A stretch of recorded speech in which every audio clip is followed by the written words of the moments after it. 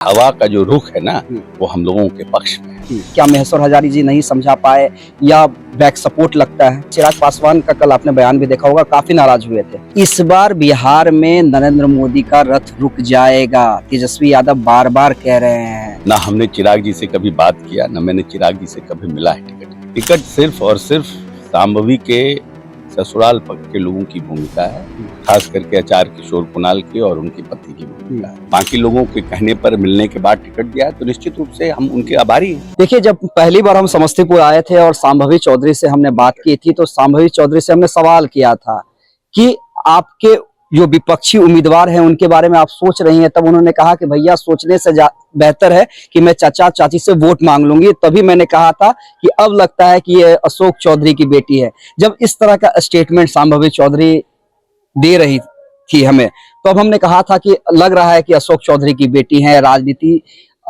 सीख कर आई हैं। और आप जो घूम रहे हैं, क्या माहौल लग रहा है अशोक चौधरी जी? क्योंकि आप तो अनुभवी राजनेता हैं, आप तो भाप जाते हैं कि माहौल किसके पक्ष में है।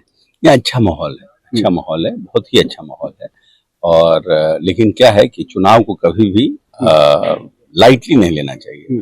माहौल भी अच्छा है, वोटर्स भी अच्छे हैं, वर्कर भी उत्साहित हैं। मगर चुनाव में जिसको बोलते हैं कि अंग्रेजी में फ्रेज है, there is many slip between lip and a cup, तो उसका ध्यान रखते हुए और there should be not be in any kind of election or any kind of activity, social activity, there should be not be any stone untouched. कोई भी पत्थर बिना छुए न छूट जाए, उसका प्रयास करना चाहिए और हम लोग कर रहे हैं प्रयास। और हम उम्मीद करते हैं कि देश में जितने लोग चुनाव लड़ रहे होंगे और जो मजबूत तरीके से चुनाव लड़ रहे हैं, उस मजबूती से हम भी चुनाव लड़ेंगे। लेकिन आपके सामने तो दोहरी चुनौती है।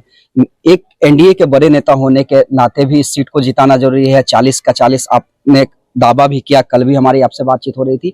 और एक पिता के होने के नाते भी आपकी जवाबदेही है, क्योंकि हमने देखा वो इमोशनल वीडियो जब पहली बार टिकट का ऐलान हुआ था, किस तरह से आपसे गले से लिपट कर वो रो रही थी। तो दोहरी चुनौती अशोक चौधरी के सामने। नहीं, ये हम नहीं मानते हैं, क्योंकि एक तो कहीं ना कहीं नरेंद्र मोदी जी का अंडर करंट है और नीतीश जी का काम है। ये दोनों जो है ना, राम लक्ष्मण की जो जोड़ी है, ये बड़ा लीथल कॉम्बिनेशन है।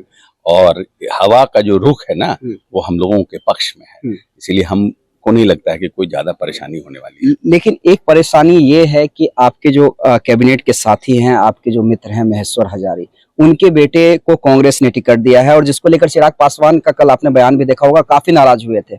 उन्होंने कहा कि जिसने मेरे परिवार को तोड़ा, और वो कहीं ना कहीं पासवान समाज के खिलाफ, मेरे परिवार के खिलाफ हमेशा से उम्मीदवार खड़े करते रहे हैं। तो ये जो सामने आए हैं उम्मीदवार, किस रूप में देखते हैं? क्या महेश्वर हजारी जी नहीं समझा पाए या बैक सपोर्ट लगता है? अब हमको इससे इस बयान में हमारा कोई इंटरेस्ट नहीं है। कोई न कोई आता और हम समझते हैं जो भी मेरा उम्मीदवार है वो मजबूत उम्मीदवार है, उसी हिसाब से हमको चुनाव लड़ना है। चिराग पासवान युवा नेता है, वो भी लगातार घूम रहे हैं। शांभवी चौधरी के लिए लगातार वो आए भी हैं। जब शांभवी चौधरी को उन्होंने टिकट दिया था तो कहा था हमसे कि अमित जी, आपको नहीं अच्छा लगेगा कि पढ़ी लिखी उम्मीदवार जब दिल्ली में जाकर बोलेगी तो चिराग पासवान को लेकर अशोक चौधरी क्या? अच्छे, देखिए, टिकट दिलाने में हमारी कोई भूमिका नहीं है।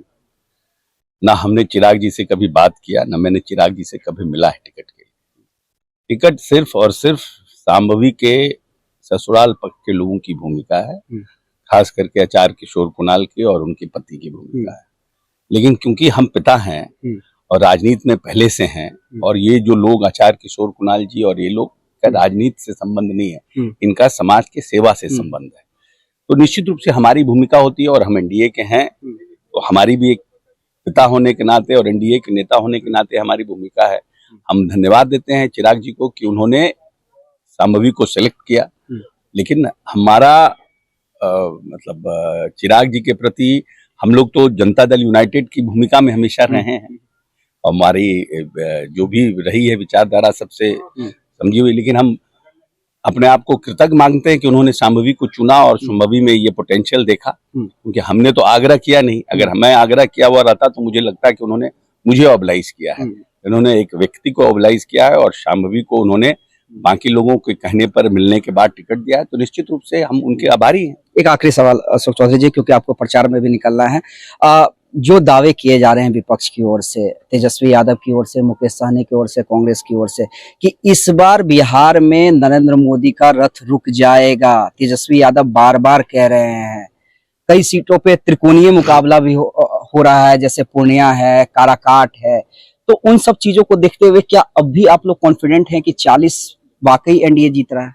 असल में क्या है ना कि तेजस्वी जी इसलिए पिट पिट जा रहे हैं और उनके साथ ही ग्राउंड रियलिटी की उनको खबर नहीं है, और पहले ही दिन फर्स्ट ही फेज में कहेंगे कि हम पिट गए, तो सेकंड थर्ड फेज वाले उम्मीदवार का क्या होगा। इसलिए बाजार तो बना के न रखना है, लेकिन जब रिजल्ट आएगा तो सबको ग्राउंड रियलिटी का पता चल जाएगा। तो चलिए 4 को जब रिजल्ट आएगा तो ग्राउंड रियलिटी का पता चल जाएगा। ये कहना अशोक चौधरी का, एक पिता के रूप में, एक एनडीए नेता की घटक दल के बड़े नेता के रूप में ये अपनी भूमिका जो है सभी सीटों पर अदा कर रहे हैं और समस्तीपुर में हर संभव कोशिश कर रहे हैं कि किसी भी तरह संभवी चौधरी को जिताया जाए।